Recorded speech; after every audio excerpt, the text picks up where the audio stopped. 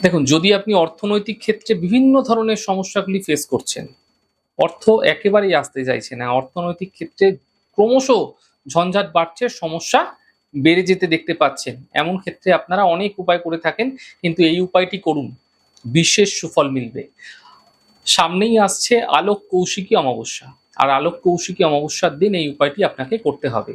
অমাবস্যা যখন তিথি থাকবে, সেই তিথি থাকাকালীন সময়ে আপনারা সকালবেলা 11:58 থেকে দুপুর 1:15-র মধ্যে আপনারা একটি ছোট্ট মাটির পাত্রে সামান্য কাঁচা দুধ, গরুর দুধ হলে অত্যন্ত ভালো হয়, যদি না হয় এমনি প্যাকেট দুধ হলেও চলবে, কাঁচা দুধ রেখে তার মধ্যে কতগুলি কেশর, স্যাফরন আপনারা দিয়ে দেবেন, এবং তারপরে ওই স্যাফরন মিশ্রিত দুধটি সেই মাটির পাত্রে রেখে আপনারা আপনার যে ফ্রিজ রয়েছে না, সেই ফ্রিজের মধ্যে, ডিপ ফ্রিজের মধ্যে হোক, আপনি ঢুকিয়ে রেখে দিন।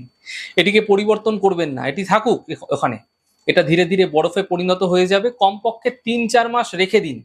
এতে ধীরে ধীরে যে আর্থিক সমস্যাগুলি আপনারা ক্রমাগত বেড়ে যেতে দেখতে পাচ্ছিলেন, সেগুলি ধীরে ধীরে দূর হতে আপনারা দেখতে পাবেন।